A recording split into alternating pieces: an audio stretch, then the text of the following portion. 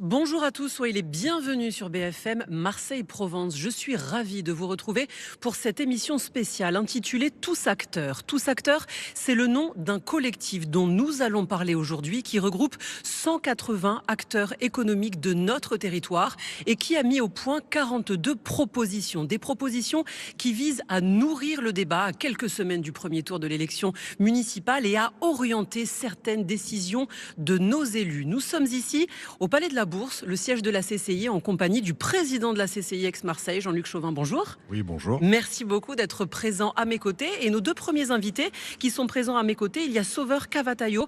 Bonjour, vous êtes le premier vice-président de la fédération du BTP 13. Bonjour. Bonjour. Et à côté de vous, il y a Sandra Chalinet, présidente du club immobilier Marseille-Provence. Bonjour. Bonjour. Merci à tous les deux, à tous les trois d'avoir accepté notre invitation. Ces 42 propositions qui ont été mises en place par le collectif Tous Acteurs regroupent différents thèmes. Il y a la jeunesse, l'attractivité, les centres-villes ou encore le logement. Ce sont ces différents thèmes dont nous allons parler aujourd'hui avec nos invités. Mais pour commencer, Jean-Luc Chauvin, ce collectif Tous Acteurs, pourriez-vous nous le présenter en quelques mots ? Écoutez, en quelques mots, c'est le regroupement de l'ensemble des structures qui développent l'économie de ce territoire. Ça se regroupe en trois grandes branches. Une première branche qui regroupe tout ce qui sont les fédérations professionnelles, comme la fédération du bâtiment que Sauveur représente, mais la chimie, la pétrochimie, les consulaires, la chambre des métiers, la chambre d'agriculture, la chambre de commerce bien sûr, les interpros, l'UDP, la CPME, et donc du moins les ordres d'experts comptables, d'avocats, de notaires, donc tout ce qui est l'ensemble des acteurs, fédérations, branches et générales. Le deuxième groupe, c'est la partie de ce qu'on appelle les associations qui sont sur le territoire. C'est par exemple les associations de zones d'activité, les associations de zones industrielles. C'est par exemple les associations comme la Cité des entrepreneurs ou comme le club immobilier qui regroupe des professionnels et qui sont dans cette catégorie. Et puis le troisième groupe, c'est le groupe des associations, ce que j'aime bien dire, c'est de centre-ville. C'est à la fois les associations de commerçants et à la fois les artisans, mais c'est aussi les professions libérales qui sont en centre-ville, les assureurs, les médecins. Et donc en gros, c'est la troisième groupe, c'est tout ce qui touche dans nos centres-villes, au rez-de-chaussée, au premier étage la plupart du temps. Tout ça, c'est la dynamique économique, c'est 180 acteurs sur ce territoire qui sont regroupés. Alors c'est pas un collectif nouveau. C'est un collectif qui est né en 2018 où avec une trentaine d'acteurs on s'est regroupés à l'époque où le mouvement des Gilets jaunes a démarré et où notre préoccupation c'était de voir comment on adaptait notre fonctionnement pour que nos concitoyens du territoire puissent continuer à être desservis et livrés. Vous avez un peu de recul, concrètement, est-ce que vous trouvez qu'à quelques semaines de ces élections, on parle assez d'économie dans les débats entre les candidats ? Alors écoutez, dans les débats entre les candidats, On parle beaucoup sécurité, on parle beaucoup logement. beaucoup Est-ce qu'on parle assez sécurité, économie ? on parle peut-être pas assez économie, d'autant que, et je voudrais le rappeler, et ça tombe bien, finalement l'économie est au cœur de tout. Si on ne crée pas de la richesse, on n'a pas le pouvoir fiscal pour pouvoir avoir de l'impôt et le répartir. L'économie, c'est la création d'emplois, donc c'est faire travailler chacun de nous. L'économie est directement liée au foncier à la fois pour nos entreprises, mais au foncier aussi pour le logement de nos collaborateurs. L'économie, c'est aussi la mobilité, parce que quand on a des collaborateurs qui doivent venir travailler, parfois ils refusent des postes parce qu'ils n'ont pas de moyens de transport en commun pour venir jusqu'à nous. C'est aussi la jeunesse, la formation, mais aussi la jeunesse, celle qui va dans nos entreprises avec des nouveaux outils, avec des nouvelles technologies. Et donc, c'est demain. Donc, j'ai presque envie de dire, l'économie, c'est la vie, c'est pas nouveau. Mais surtout, par contre, l'économie, c'est probablement le deuxième lieu après la cellule familiale où on travaille tous ensemble, où on gomme le plus les différences et où on construit tous ensemble. C'est un vrai lieu qui fait société. Et donc l'économie, quelque part, c'est au centre de tout. Et il n'y aura pas de grande ville, quelle que soit la ville, puisque les propositions de tous acteurs ne touchent pas que la ville de Marseille, ça touche toutes nos communes de la métropole, donc toutes celles qui sont dans notre périmètre, les 92 communes. Il n'y aura pas de grande ville, il n'y aura pas de grande métropole, sans qu'il y ait une prise en considération importante du développement économique, du développement, en fait, social, sociétal, puisque vous avez vu que tous les sujets que je touche, c'est les sujets de tous nos concitoyens. concitoyens.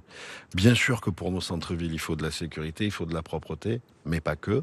Et tous ces thèmes sont essentiels sur ce sujet. Ces 42 propositions que vous avez mis au point, elles sont concrètes? Alors, On peut en avoir quelques-unes avant d'entrer dans les détails des différents thèmes? l'idée, la technique a été la suivante. Avec les 180 acteurs, on s'est réunis. Il y a eu des pilotes de groupes que vous allez avoir tout au long de l'émission, qui ont piloté des groupes avec plus de 60 chefs d'entreprise, des experts qui sont venus, qui ont réfléchi, qui ont travaillé pendant ça a duré plusieurs semaines, ça a duré, je crois, une douzaine de semaines. Il y a eu beaucoup de réunions de travail. On a sélectionné parmi toutes les idées qui sont sorties 42 propositions. L'objectif étant d'avoir des propositions concrètes, simples, utilisables. Et à l'intérieur, dans les 42 propositions, il y a à chaque fois ce qu'on appelle un petit pas, c'est-à-dire un ou plusieurs, c'est-à-dire des choses que les nouveaux élus municipaux ou les élus, parce qu'il y a cette particularité, les élus qui vont siéger dans nos communes vont aussi, pour un certain nombre d'entre eux, siéger à la métropole. Donc, ou dans la commune ou à la métropole, peuvent mettre en place tout de suite sans difficulté. Ils ont eu connaissance de ces Et propositions? puis, juste une chose, à côté, il y a encore aussi tout ce qui est l'audace et des grandes propositions avec un peu plus de bouleversement. Bien sûr qu'ils ont eu connaissance. Les propositions ont été envoyées à l'ensemble des candidats connus depuis qu'on a fait notre conférence de presse de lancement le 3 février. Ils vous ont répondu? On a déjà des réponses. On les publiera. On a des réponses très intéressantes. Certains s'engagent sur quelques points. D'autres s'engagent sur la totalité des 42 points. D'autres s'engagent sur le fait, dès le lendemain de l'élection, de nous recevoir, les représentants du collectif, dans leur commune pour travailler. Voilà, donc c'est nouveau. On a fait notre lancement le 3 février. On a envoyé à partir du 4, 5, 6. Donc ça fait une petite dizaine de jours. D'ici la fin du mois, probablement, comme on l'avait dit à la conférence de presse, on mettra sur notre site internet les engagements qui ont été pris. Donc on mettra ceux qui se sont engagés et les engagements qui ont été pris. Au moins comme ça permettra à chacun de pouvoir suivre. Et derrière, on retournera après l'élection, comme certains nous l'ont proposé, mais on le fera. On ira voir tous ceux qui se sont engagés pour voir avec eux comment on travaille avec eux pour la mise en œuvre du sujet. Moi, si j'ai deux convictions, et je terminerai sur ça. D'abord, quand on joue ensemble, quand on est collectif, le monde économique, forcément, on est plus entendu. Forcément, on est probablement plus à même d'être transversaux et plus à même d'aider les élus à leur dire ce qui est bon pour nos entreprises, ce qui est bon pour nos collaborateurs, ce qui est bon pour nous tous en tant que concitoyens, et à les aider à mettre en place. On a l'habitude dans nos entreprises à gérer des projets. On est d'accord qu'on parle de tous les élus, tous bords politiques confondus. Comment vous avez fait rapidement pour être... Notre démarche est totalement apolitique. On s'adresse à tous ceux qui sont candidats. On leur envoyait par mail ou par courrier, en fonction de ce qu'on avait, parfois les deux, les 42 propositions et la lettre d'accompagnement qui les invite à s'engager s'ils le souhaitent, en nous renvoyant à tous acteurs, ici au Palais de la Bourse, leurs engagements sur le ou les thèmes, ou la totalité des thèmes, qu'ils comptent utiliser. Donc voilà. Ensemble, on est plus fort. L'économie, je pense, l'audace entrepreneuriale, la résilience des entreprises dans cette région un peu plus forte d'ailleurs que de partout ailleurs en France, et vous le dites souvent, et c'est une vérité, peut permettre de tracer la voie, peut permettre de travailler avec les élus pour continuer à accélérer, à développer notre territoire, à aller plus vite que d'autres et finalement à réussir à gagner la réalité. Merci. Poser des questions d'exemple ? Alors, on va y venir. Peut-être qu'on va donner des exemples dans les différents thèmes que l'on va aborder. On va commencer par le logement avec notre premier invité qui est Sauveur Cavatayo, premier vice-président de la fédération du BTP 13. On parle souvent de logement. L'accès au logement, c'est une des préoccupations majeures des habitants du territoire partout en France, mais avec des particularités ici dans la métropole Aix-Marseille. En termes de propositions liées au logement, concrètement, qu'est-ce qui a été mis en place et quelles sont vos préoccupations à vous ? Notre groupe de travail a essayé de travailler sur cette dimension de l'acte de bâtir autour de l'aménagement du territoire. Ce n'est pas uniquement le logement. On a 3 leviers que nous avons souhaité mettre en avant et qui concernent notamment tout ce qu'on appelle le foncier économique, toute la partie de l'immobilier d'entreprise et bien entendu, le président l'a évoqué il y a quelques instants, toute la partie attachée au logement des actifs qui sont ces 3 leviers indissociables. On ne peut pas les raisonner de façon indépendante. Ce qui nous permet tout simplement de mettre en place et de faire valoir auprès des candidats et de ceux qui seront élus, eh bien, cette dynamique économique du territoire, avec le fait aujourd'hui de constater à travers, nos groupes de travail, la véritable tension qui existe autour de ces 3 sujets. Qu'est-ce que vous pouvez, vous, changer en termes de propositions? Est-ce que vous pourriez nous donner des propositions concrètes qui ont été faites dans l'accès au logement? On sait que les prix de l'immobilier augmentent, que c'est un problème pour certains ménages, pour une grande partie des ménages, des jeunes actifs. On sait aussi qu'il y a une mauvaise répartition de logements sociaux dans nos communes de la métropole Aix-Marseille. Est-ce que vous pouvez agir dans tout ça, la fédération du BTP, en termes de construction? Pour appuyer votre remarque, j'aurais tendance à donner une image. Aujourd'hui, un salarié de nos entreprises, quelle que soit l'entreprise, un salarié dépose une demande de logement social par heure dans notre département. C'est quand même assez révélateur. En tant que tel, nous proposons aujourd'hui bien tout simplement de remettre, j'allais dire, dans un rythme logique, traçable, lisible, le fait de ne pas mettre en avant les règles d'urbanisme avant les projets, mais de mettre les projets avant les règles d'urbanisme. Et donc, nous proposons de penser d'abord le projet et sa contribution, bien entendu, au territoire, pour que ces règles soient ensuite adaptées autant que faire se peut, puisqu'on raisonne département et la façon d'aménager un territoire ne se fait pas de la même manière si nous sommes en bord de mer ou au pied du Luberon dans notre département. Vous trouvez qu'il y a trop de règles? Vous trouvez qu'il y a trop de règles et qu'elles sont trop contraignantes? Les règles aujourd'hui sont plus que contraignantes et elles sont même quelquefois contradictoires, puisque des règles peuvent se superposer lorsque on a des intérêts qui peuvent être départementaux, locaux, intercommunaux. Ne serait-ce que par là, il y a déjà 3 strates de règles possibles. Et ça freine les constructions, on est d'accord? Ça ne les arrange pas en tout cas et ça peut les freiner, effectivement. Ça n'est pas le seul point, mais... Alors, juste une parenthèse sur ça. Est-ce qu'il y a une spécificité sur notre territoire liée, par exemple, au littoral, qui fait qu'on a du mal à construire autour du littoral? Et la réponse est oui. Essayez de voir ce qui se passe du côté de la ville de La Ciotat, où vous avez en pleine... jouxtant le littoral, vous avez des zones d'activité qui sont en même temps, qui subissent aussi des PRIF. Les PRIF sont des plans de prévention d'incendie et de forêt, qui sont tout à fait respectables et qui fait qu'à un moment donné, pour pouvoir développer le territoire économiquement, on peut se retrouver devant des contradictions, au moins devant des paradoxes qui amènent à avoir un impact économique sur les entreprises qui essaient de se développer dans notre territoire. Quelquefois, malheureusement, ces possibilités ne peuvent pas se constater et on voit partir de très beaux fleurons vers d'autres territoires, vers d'autres pays, et c'est ce qu'on essaie de mettre en avant aujourd'hui. On entend souvent parler de la part des candidats dans différentes communes des permis de construire qui ne sont pas donnés assez facilement, et ça aussi ça pose problème. C'est ce qui intervient avant les constructions, avant que vous interveniez. Est-ce que vous le constatez aussi? Est-ce qu'on ne donne pas assez facilement les permis de construire dans notre métropole? Aujourd'hui, on a un véritable sujet, un véritable intérêt à voir de quelle manière les services instructeurs de nos différentes collectivités, et pour certaines d'entre elles qui ont été transférées à la métropole, sont aujourd'hui traités. Et là, encore une fois, on souhaiterait que la dimension locale soit mise en avant parce que il y a des territoires et des périmètres pertinents qui peuvent être historiques, d'autres économiques, d'autres qui ont une vocation à se développer du côté de l'activité maritime ou industrielle autour des temps de mer. Il y a donc des particularités à mettre en avant. C'est la raison pour laquelle nous disions que mettons d'abord les projets en avant pour que les réglementations puissent à la fois s'adapter, mais surtout pas s'adapter pour qu'elles soient plus facilitées. C'est juste pour qu'elles soient plus harmonieuses à notre territoire des Bouches-du-Rhône. Il y a d'autres règles qu'on pourrait mettre en avant aussi. Par exemple, nous avons essayé de faire valoir cette dimension d'une densité minimale des plans locaux d'urbanisme. Dans les plans locaux d'urbanisme, aujourd'hui, vous ne pouvez pas construire plus de X mètres carrés dans tel secteur ou dans telle autre zone. Mais il y a également le raisonnement inverse, qui est le fait de proposer une densité minimale de constructibilité qui permet en fait de lutter contre ce gaspillage foncier et également de pouvoir permettre de produire plus de logements et plus de bureaux dans des mêmes surfaces. Ça, c'est intéressant. Alors ça, c'est une mesure concrète. Est-ce que vous en avez d'autres dans le sujet du logement? Il y en a d'autres. Par exemple, aujourd'hui, il faut être réaliste. Si je donne un exemple particulier, c'est le fait d'accepter de déconstruire quand la réhabilitation n'a plus de sens.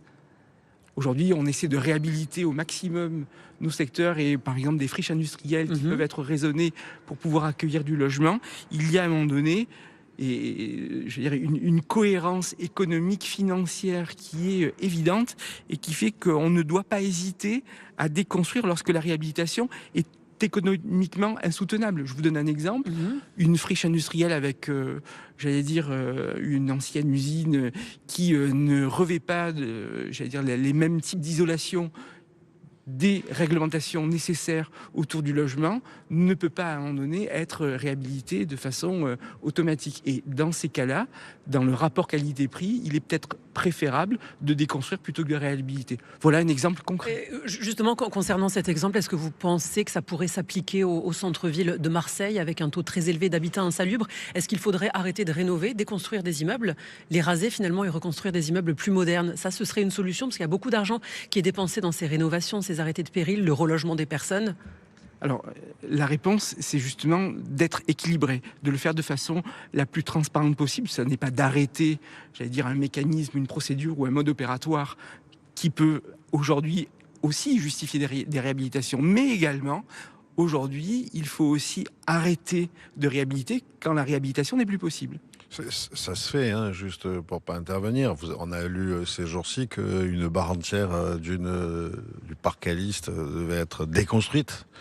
Et donc c'est bien ça, c'est déconstruire pour reconstruire quand entretenir ne permet pas de le faire. Donc ça se fait à Marseille, ça se fait dans d'autres villes de France d'ailleurs. Ça pourrait se faire aussi dans certains endroits, quartiers du centre-ville, ce que Exactement. dit Sauveur. Le sujet, c'est le sujet de la valeur du patrimoine et de la valeur économique. Mais pas hésiter à conserver un patrimoine qui n'a pas une très grande valeur si il peut pas être utilisé parce que pas être remis aux normes d'aujourd'hui d'habitabilité et de souhait des habitants. Merci beaucoup à tous les deux. On passe au thème suivant. Le thème suivant, c'est l'attractivité. Là aussi, c'est un enjeu majeur de notre territoire. Sandra Chalinet, vous êtes présidente du club immobilier Marseille-Provence. Une question pour commencer. Est-ce que notre territoire est attractif et comment il évolue ces dernières années? Est-ce qu'il est de plus en plus attractif ou est-ce que ça se stabilise? On sait qu'il y a eu une montée de l'attractivité il y a quelques années, notamment post-Covid. Est-ce que ça se confirme? Alors je dirais que l'attractivité, elle peut toujours progresser encore plus. Voilà, donc effectivement, elle a progressé. Après, il y a des côtés positifs et des côtés négatifs qui accélèrent à un moment l'attractivité et à d'autres moments la freinent, notamment sur des aspects, comme on disait, de sécurité, de propreté, etc. Par contre, on a des beaux projets et on a un territoire qui est magnifique et qui est de plus en plus mis en avant, aussi bien à l'international qu'au niveau national et sur lequel on doit capitaliser. Parce que c'est vrai que renforcer le rayonnement de la métropole, renforcer son attractivité, c'est essentiel pour pouvoir attirer des talents, pour pouvoir attirer des investisseurs, pour pouvoir attirer des entreprises.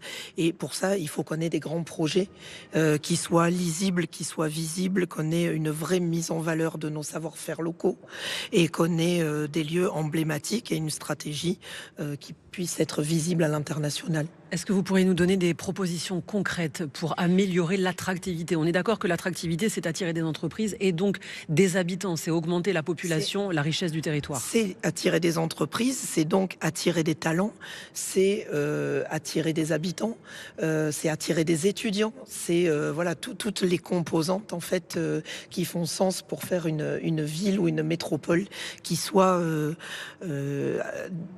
à mixité d'usage et qui soit, on va dire, complète et économiquement tenable sur le territoire. Donc, par exemple, sur la valorisation des savoir-faire, dans le groupe, on a travaillé sur différentes actions qu'on pourrait mettre en place. Et l'idée qui est ressortie, c'est d'avoir des lieux totems, en fait, des lieux vitrines, des savoir-faire locaux. Mais quand on parle savoir-faire locaux, c'est pas que le savoir-faire textile ou le savoir-faire des navettes ou des savonnettes, on va dire, c'est un savoir-faire aussi industriel, des savoir-faire dans le secteur médical, des filières d'excellence. Et ça, c'est le mettre en avant. Alors peut-être dans des villes comme Marseille, avec un lieu totem très important, mais avec également des lieux totems un petit peu partout sur le territoire, en fonction des spécificités de chaque partie du territoire. Donc mise en valeur, d'autres choses, d'autres aspects, d'autres propositions? D'autres propositions, oui, complètement différentes. Moi, il y en a une que j'aime bien, c'est par exemple de faire de chaque élu local un ambassadeur de la réindustrialisation décarbonée de notre territoire. C'est-à-dire à la fois vis-à-vis des administrés de chaque ville, des jeunes, donc en mettant en place des partenariats école-entreprise, communes, mais également en faisant des campagnes de communication positives qui soient co-signées avec les maires et que les maires soient partie prenante là-dedans et soient pas pris en étau entre les administrés et les entreprises ou les secteurs, les filières industrielles qui voudraient faire des développements, mais au contraire qui est un travail en commun pour faire de la pédagogie et pour créer de l'attractivité pour ces industries qui sont très importantes pour le territoire. Et parmi ces grands projets, il y a notamment la décarbonation du bassin de Fos. Ça fait partie des grands projets. Qu'est-ce que ça peut changer ? Qu'est-ce que ça peut changer ? Écoutez, tout. La réalité, c'est que si on réussit à avoir l'énergie décarbonée, à décarboner l'industrie, d'abord, ça améliorera notre quotidien à tous. Ça nous permettra de conserver les activités industrielles. Et je rappelle que notre métropole produit 45% du PIB régional et 55% de l'industrie de notre région est faite ici, en particulier en grande partie autour de deux grandes zones que sont la zone industrielle de Fos et celle de Gardanne.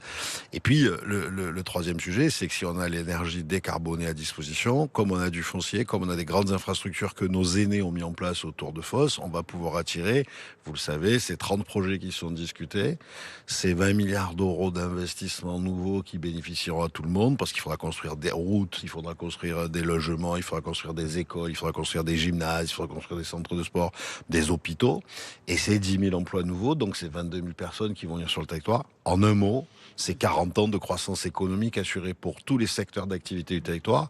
En un deuxième mot, c'est ici créer la décarbonation industrielle de la France, d'être l'image, l'exemple de la France et de l'Europe.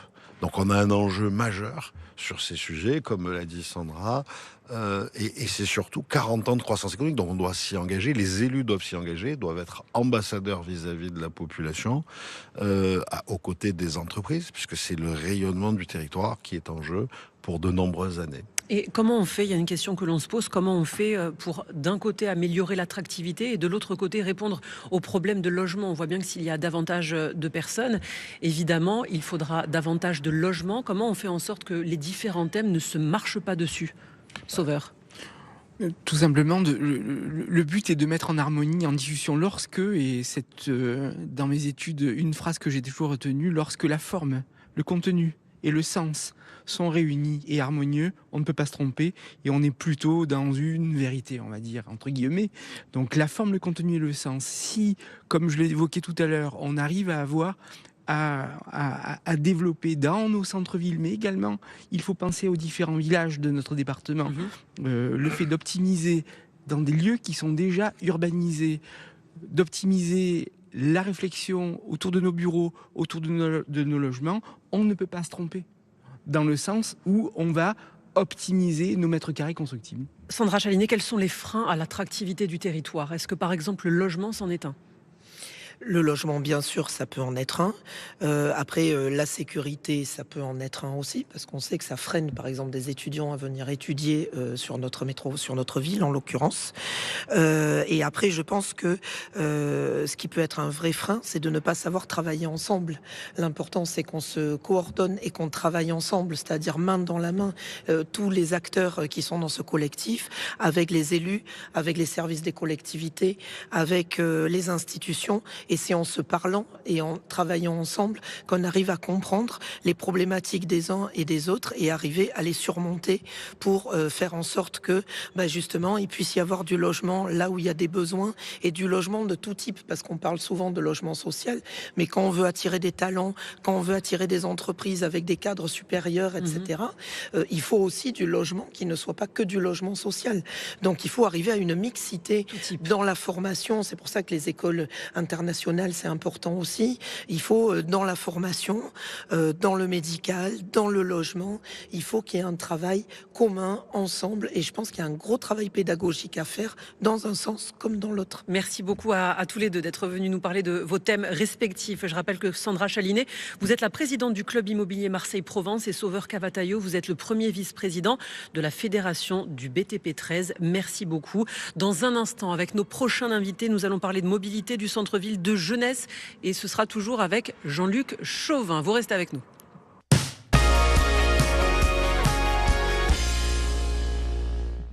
Émission spéciale Tous acteurs, toujours depuis la CCI et toujours en compagnie de Jean-Luc Chauvin, qui est le président de la CCI. Nous allons aborder différents thèmes concernant ces 42 propositions qui ont été mises au point par le collectif Tous acteurs. Désormais, nous allons parler mobilité, centre-ville et jeunesse. Je vous propose de vous présenter nos invités. Il y a à côté de Jean-Luc Chauvin, Stéphanie Ragu. Bonjour.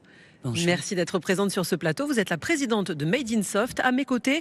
Il y a Jean-Michel Lacaux, administrateur de Pôle Alpha. Bonjour. Bonjour. Merci d'être présent. Et à côté de vous, il y a Guillaume Sicard, président de la Fédération des commerçants de Marseille-Centre. Merci également d'être présent sur ce plateau. On va commencer avec vous, Jean-Michel Lacaux. Vous allez nous parler mobilité. Vous avez mis en place des propositions pour améliorer la mobilité dans notre territoire. Est-ce que vous pourriez nous donner des exemples très concrets de ces propositions, s'il vous plaît?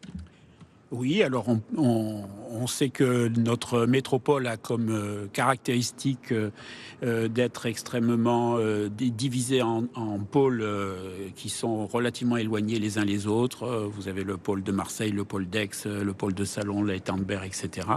Donc un des buts, par exemple, est de relier efficacement par un CERM, c'est-à-dire un système d'échange métropolitain, de le faire labelliser par l'État afin que l'État aide la métropole à construire ce système qui permettra ensuite aux entreprises, aux salariés, aux marchandises d'être d'un pôle à l'autre le plus facilement possible, sans embouteillage, enfin avec moins d'embouteillage. Sous la forme de bus ? Alors le CERM, le principe, c'est que contrairement à un RER comme à Paris par exemple, ce n'est pas uniquement, mais c'est souvent beaucoup de ferrés, mais également des bus. Ça peut être des tram-trains. En fait, il faut utiliser le transport qui est le plus adapté en fonction de chaque endroit. Donc, c'est justement l'intérêt de faire labelliser, de l'étudier d'abord et ensuite de le faire labelliser par l'État. Quels sont les principaux pôles qui ont besoin d'être reliés entre eux ? Qu'est-ce qui est compliqué aujourd'hui d'aller d'où à d'où ? C'est un peu compliqué partout, mais on sait qu'effectivement, par exemple, entre Aix et Marseille, on a la première ligne interurbaine de France de car, parce qu'il y a une très très forte mobilité entre ces deux villes. Il y a tous les jours, pendant au moins 2 heures le matin et 2 heures le soir, l'autoroute qui les relie, qui est complètement saturée, bouchée. Voilà, donc c'est pour ça qu'une de nos propositions, celle que nous avons dite audacieuse, est de créer sur le terre-plein central de l'autoroute une voie ferrée qui irait beaucoup plus vite et qui éviterait évidemment tous ces bouchons. Il y a déjà des solutions pour aller de Marseille à Aix. Il y a notamment une voie privatisée sur certains tronçons. Il y a un train, ça ne suffit pas ? Le train transporte assez peu de voyageurs parce qu'il est assez lent. On ne peut pas doubler la voie sur la totalité parce que, par exemple, il y a un viaduc non doublable à Aix-en-Provence. Voilà, donc le but, c'est d'améliorer justement d'améliorer. Puis le train transporte beaucoup plus de voyageurs qu'une ligne de bus. Voilà, mais la ligne de bus, oui, est efficace, mais n'est pas suffisante actuellement. Est-ce que lorsqu'on parle mobilité, amélioration de la mobilité, on s'oriente vers un futur sans voiture ? Est-ce que c'est la fin du tout voiture ? Non, la fin du tout voiture. Alors pas du tout voiture, mais est-ce que les solutions sont forcément d'éviter la voiture, un peu comme ce qui a été fait dans d'autres villes ? Eh bien, étant donné qu'il y a une saturation, il est évident que si on veut diminuer cette saturation on pourra agrandir les autoroutes. Oui, c'est plus trop dans l'air du temps d'agrandir les autoroutes. L'air du temps, c'est de moins utiliser sa voiture. L'air du temps, c'est de mettre le plus possible de personnes dans des transports en commun qui soient efficaces, rapides, et que en fait, ça soit plus rapide d'aller en transport en commun, par exemple, de son travail à son domicile et inversement, que ça ne le soit en voiture. Voilà. Jean-Luc, vous voulez dire quelque chose ? Jean-Luc Jovin, ça coûte cher, la mobilité. Ça demande de gros investissements. La mobilité, ça coûte cher en investissement, mais ça coûte cher aussi au quotidien à chacun d'entre nous, en temps ou autre. Un petit pas. Vous savez, les petits pas, les fameuses choses qu'on peut faire tout de suite. Et ça se fait ailleurs. Sur les voies de bus dédiées, par exemple, entre Aix et Marseille, on peut très bien dire que si on fait du covoiturage, c'est-à-dire à partir de 2 ou 3 personnes dans la voiture, on a droit de prendre cette voie. C'est simple. On a d'ailleurs des caméras qui doivent rester de l'époque où il y avait une fameuse taxe poids lourd qui doivent peut-être être réutilisées. Il faut le contrôler. Mais du coup, ça incite à se déplacer à plusieurs. Le fait de se déplacer à plusieurs, c'est une économie individuelle pour chacun en termes de dépenses mensuelles. C'est une amélioration de la santé publique parce qu'on produit moins de rejets gazeux ou autres. Et ça, un véhicule de moins sur la route, si on le fait, on est quelques centaines, quelques milliers. Ça veut dire que ça va tout de suite améliorer la fluidité. Vous voyez, il y a des choses qui sont peu coûteuses, finalement, qui vont même coûter moins cher, qui peuvent être imaginées, qui sont ailleurs sur d'autres territoires, et que nous, ici, on n'a pas mis en place. C'est ce qu'on appelle un petit pas, pour illustrer par rapport aux éléments, et que les collectivités peuvent mettre en œuvre tout de suite. On parle de cette ligne qui est la principale. Il y en a d'autres. Moi, je voudrais dire le pôle d'Aix-les-Milles est le pôle d'emploi numéro 1 du territoire. Il y a une ligne qui existe qui part du pôle d'Aix-les-Milles, qui remonte jusqu'à Rognac et qui redescend à la gare Saint-Charles. Cette ligne, elle pourrait être électrifiée, elle pourrait être usée de la même façon. Il y a une ligne qui est utilisée une fois par jour, qui part du parc du 26e centenaire et qui va à Fos, une fois par jour pour amener les déchets. Peut-être qu'on pourrait avoir un multi-usage de cette ligne, à moindre fait. Vous voyez, on parlait d'investissement. On pourrait réutiliser pour transporter aussi un certain nombre de personnes qui veulent aller travailler tous les matins, en habitant autour de Marseille ou à Marseille pour aller jusqu'à Fos et rentrer le soir chez eux. Vous voyez, il y a aussi une autre façon de concevoir ces usages. C'est un sujet d'argent, oui, mais c'est aussi un sujet d'utilité, de multi-utilité. Et puis réutiliser les bandes d'arrêt d'urgence, ça répond à un problème, ou réutiliser la bande centrale du terre-plein, ça répond à un problème. Le foncier est déjà existant, il est déjà maîtrisé, donc ça coûte moins cher que du nouveau foncier à maîtriser. Ça fait pas d'opposants. Donc ça fait pas de collectif et de discussion, puisqu'il y a les deux côtés de l'autoroute et c'est pas les voitures qui passent sur l'autoroute qui vont trop. Voilà, c'est sur solution concrète. Merci beaucoup. On va passer au thème suivant, c'est le centre-ville avec Guillaume Sicard. Vous êtes président de la Fédération des commerçants Marseille-Centre, les centres-villes, alors celui de Marseille, mais celui d'autres villes de notre métropole. C'est un sujet, comment améliorer l'attractivité, là encore une fois, des centres-villes, comment faire en sorte que les habitants se tournent vers les centres et non vers tous ces centres commerciaux qui ont été mis en place autour. Quelles sont vos propositions concrètes pour améliorer le quotidien des commerçants ? Est-ce que vous pourriez nous en présenter une ou deux ? Bien sûr. Déjà, on parlait de mobilité. Je pense que la transition est importante et qu'aujourd'hui, l'accessibilité des centres-villes fait partie de nos recommandations parce que on peut pas mettre 1 heure pour arriver dans un centre-ville. Aujourd'hui, c'est des freins qui existent. Centre-ville, c'est vrai que c'est des dossiers qui sont assez complexes aujourd'hui et on voit même à Marseille ou ailleurs que c'est des vraies problématiques. Alors nous, on a fait avec le collectif plusieurs points pour avancer là-dessus, mais c'est vrai que je pense que chaque petit point qu'on pourrait améliorer, qu'on pourrait faire, il faut le prendre. Donc il faut vraiment pas passer à côté de toutes les solutions. Il n'y a pas de solution miracle pour dynamiser aujourd'hui le centre-ville de Marseille, d'Aubagne ou d'Aix. Je pense que c'est une succession de petits points qui vont faire, mais qu'il faut attraper et qu'il faut valoriser à chaque fois. Je me permets une parenthèse, on est ici au Palais de la Bourse, juste derrière nous, juste derrière, il y a le centre-bourg, c'est un peu le symbole de l'échec de l'attractivité des centres-villes. Quel regard vous portez sur l'abandon, le départ des Galeries Lafayette, peut-être le départ de la Fnac bientôt? Quel regard vous portez sur ça? Nous, on essaye de contrer tout ça avec nos actions. Je pense qu'un collectif, justement, comme on arrive à le faire avec la Chambre de commerce, avec tous les acteurs du centre-ville, doit être mis en place de manière urgente. Moi, j'avais parlé il y a quelque temps, quand on parlait d'un plan Marshall centre-ville, je pense qu'il faut vraiment prendre le sujet à cœur. Il faut de l'argent, il faut investir. Ouais, il faut de l'argent, il faut des idées, il faut de la dynamique, il faut une succession, c'est ce que je disais en préambule, de petites idées qui vont faire que ça va dynamiser le centre-ville. Aujourd'hui, par exemple, à Marseille, on n'a pas de signalétique, c'est-à-dire qu'on ne sait pas combien de temps à pied on met pour aller du Vieux-Port à Castellane. Vous allez dans n'importe quelle ville européenne, vous avez des petits pictos, des petites signalétiques avec marqué 5 minutes à pied, des choses comme ça. Ça fait partie des propositions ? Ça fait partie des propositions sur l'accessibilité. Ça fait partie des sujets qu'on porte nous, avec l'association des commerçants Marseille Centre. Est-ce que vous avez d'autres propositions concrètes ? Oui, il y a de toute façon ce comité de coordination, ça paraît être le plus important. L'accessibilité avec le prix des parkings.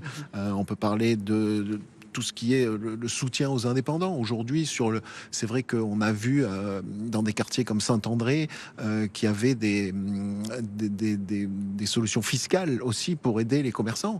Donc ça, c'est des choses que, alors forcément, ça dépend peut-être pas de la municipalité, mais que la municipalité peut porter auprès de l'État pour se battre à armes égales avec des sites internet, avec des acteurs comme ça qui perturbent beaucoup le marché en ce moment et le centre-ville du coup. Je rebondis sur le sujet des parkings. On sait que c'est un sujet à la fois à Marseille, à Aix-en-Provence, dont parlent certains candidats. En tout cas, on est tous d'accord pour dire que les parkings sont trop chers et que c'est un frein parfois pour venir dans les centres-villes.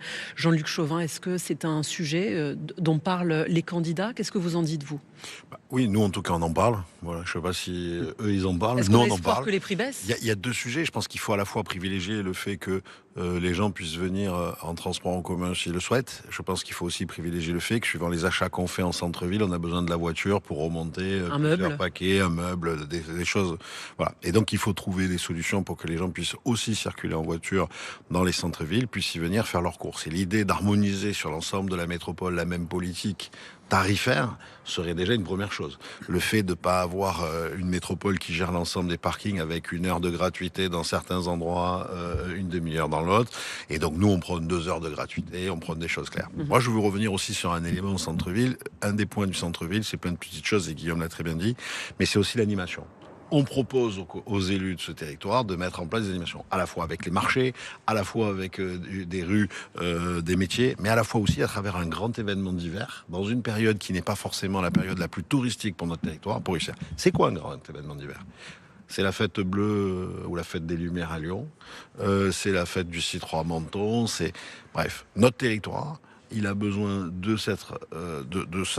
s'identifier. Et cet événement, il pourrait être dans plusieurs villes, pas uniquement dans la ville-centre, en même temps avec une coordination. Un événement provençal. Un événement du territoire. Un peu comme on avait fait la capitale européenne de la culture par le monde économique, qui était sur l'ensemble des villes du territoire, que ça allait à Is, On pourrait très bien imaginer un mois, 3 semaines, 15 jours, j'en sais rien, ça dépend de l'ambition, où chaque commune aurait des animations qui feraient se déplacer les gens les uns et les autres, comme dans d'autres territoires, mais qui pourraient surtout attirer des gens qui viendraient de France et d'ailleurs, parce qu'on a des aéroports, on a des ports, on a des gares TGV, et qui nous aideraient à faire en sorte qu'on pourra avoir un tourisme durable toute l'année et avoir une attractivité supplémentaire, une commercialité supplémentaire pour nos centres-villes aussi. Dernière question pour Guillaume Sicard. Est-ce que vous pensez que dans cette ère du Chine, du Amazon et du Temu, il y a encore une place pour les commerces des centres-villes ?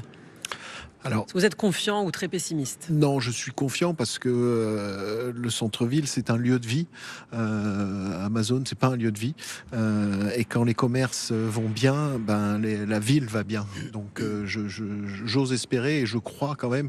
Et on voit la dynamique. Alors moi, je vais plus vous parler de Marseille, mais la dynamique et l'image qu'a Marseille. Aujourd'hui, on attire beaucoup de gens. Donc, c'est peut-être parce que notre centre-ville est quand même intéressant et que ça répond à une demande.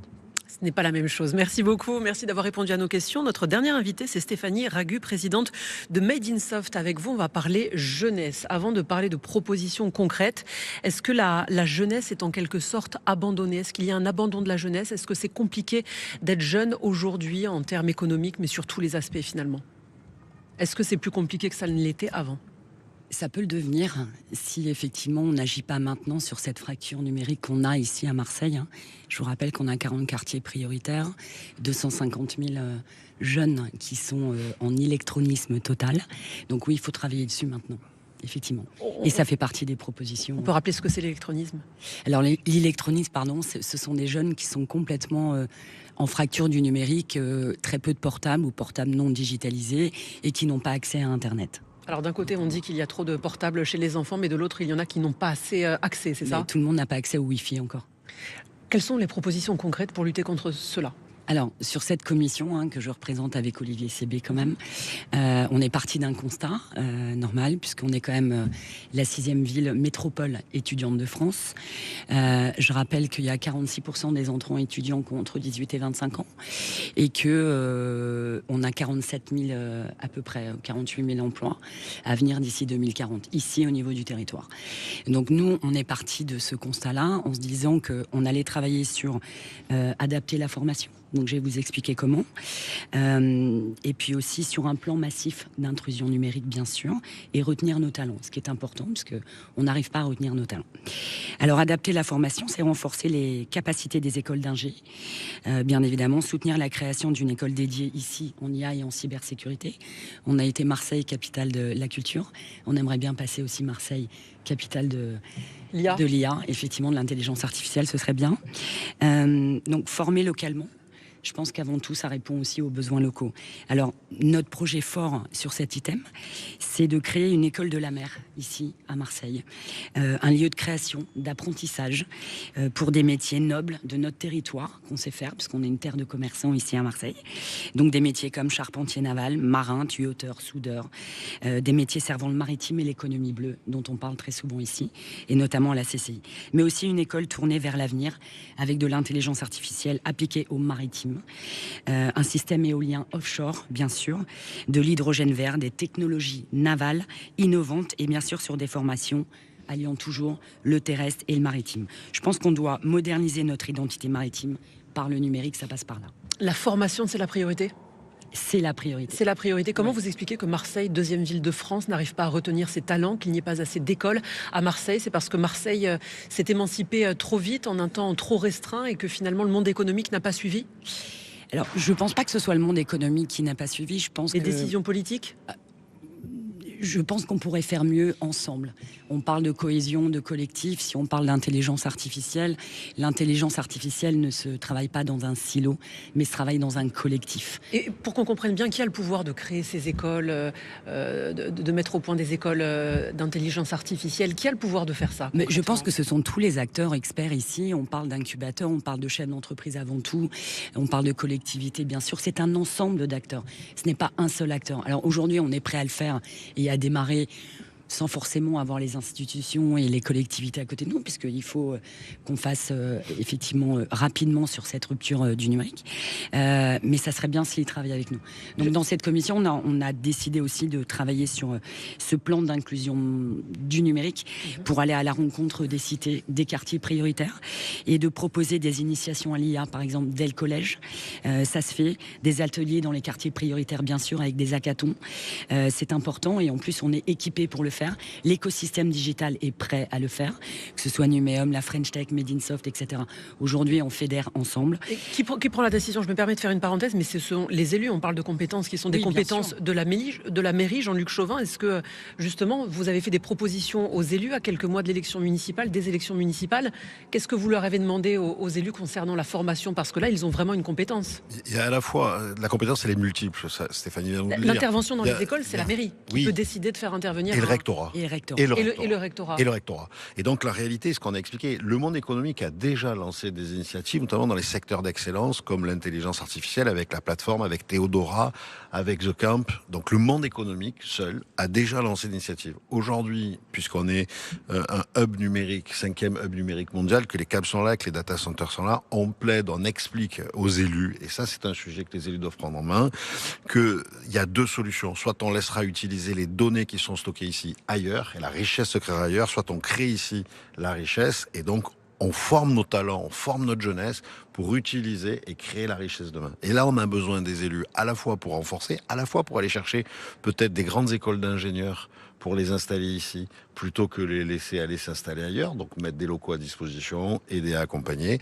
À la fois, on a besoin du rectorat, et donc ce travail collectif, je crois, est très important. Et puis, il y a toute la culturation, ça a été dit par Stéphanie, c'est très important, de nos quartiers, de nos jeunes à l'école, mais aussi de nos quartiers, parce que nos collaborateurs dans l'entreprise de demain Ils auront besoin d'avoir un minimum de connaissances et d'utilisation des outils. Sinon, on aura des gens qui ne seront pas forcément employables. Et donc, il y aura une fracture nouvelle qui va se créer. Et donc là, on a besoin, mais qui va s'accentuer. Et donc là, on aura besoin, évidemment, les élus ont le pouvoir. Donc nous, on va les sensibiliser. On en a parlé, on a écrit des choses. On veut aussi faire de ce territoire, qui est la 2e métropole française, vous l'avez rappelé, qu'elle soit pas la 6e métropole en termes d'étudiants.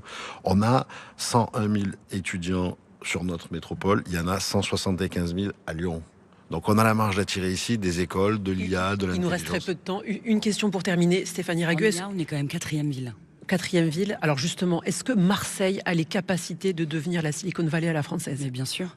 Bien sûr, mais effectivement, pour cela, il va falloir améliorer le transport, il va falloir retenir nos talents, il va falloir former, et il va falloir attirer sur cette région qui est magnifique. Et on se doit de travailler avec les collectivités et les institutionnels. Aujourd'hui, il faut qu'ils soient mentors, il faut qu'il y ait des entrepreneurs, des jeunes, des start-upers et des jeunes des quartiers dans les conseils municipaux pour apporter de la valeur ajoutée au projet. Vous avez le sentiment, très rapidement, il nous reste 2 minutes, que les politiques ne suivent pas? Ou en tout cas suivent au ralenti? J'ai pas le sentiment qu'ils suivent ou qu'ils suivent pas. Alors où est-ce que ça freine? Le sujet aujourd'hui, c'est qu'il faut changer la méthode, qui est le travail ensemble. C'est à poser une vision, comme on le pose dans nos entreprises. Stéphanie vient de vous dire, on est la 4e métropole numérique. Qu'est-ce qu'on fait pour aller plus loin ensemble? Et après, c'est réaliser des propositions concrètes. C'est ce qu'on a mis là-dedans. C'est 42, c'est des petits pas sur tous les sujets du quotidien. C'est faire en sorte qu'on ait le meilleur des 2 mondes. Les élus décident, mais que nous, avec nos entreprises, avec nos projets, on a l'habitude, et avec nos collaborateurs, on sait quels sont nos besoins, et qu'on puisse aider, qu'on puisse comparer ce qui se fait dans d'autres métropoles et qu'on puisse lancer. Moi, je crois que tout ça va dans le bon sens. On a beaucoup progressé. On a aussi une période nouvelle qui s'ouvre à nous, où il va falloir qu'on redouble d'efforts pour continuer à garder nos places et à se développer par rapport à des villes comme Lyon, par rapport à des villes comme Bordeaux, par rapport à d'autres villes européennes, Milan. Pourquoi pas, voilà. On veut, nous, le monde économique, être la vraie capitale du sud de l'Europe en Méditerranée, avec Aix-Marseille-Provence. Merci beaucoup, Jean-Luc Chauvin. Où est-ce qu'on peut retrouver les 42 propositions? Sur le site internet, vous les avez. Vous avez tous les acteurs aussi, les 180, et toutes les propositions. Et on est pour ceux que ça là intéresse, pour expliquer à tous les élus, pour aller plus loin. On attend avec impatience le 23 mars pour aller voir ceux qui auront été bénéficiaires du suffrage universel et pour commencer à travailler avec eux. Merci beaucoup Jean-Luc Chauvin, président de la CCI, et merci à nos 3 invités. Jean-Michel Lacot, administrateur Pôle Alpha, Guillaume Sicard, président de la Fédération des commerces de Marseille, et Stéphanie Ragu, présidente de Made in Soft. Merci à vous de nous avoir suivis pour cette émission. Je vous rappelle, nous sommes ici au Palais de la Bourse, siège de la CCI, pour vous parler de ces 42 propositions qui ont été mises en place par le collectif Tous Acteurs, qui vise à nourrir le débat politique économique à quelques semaines des élections municipales. Merci à vous, vous restez sur BFM Marseille-Provence.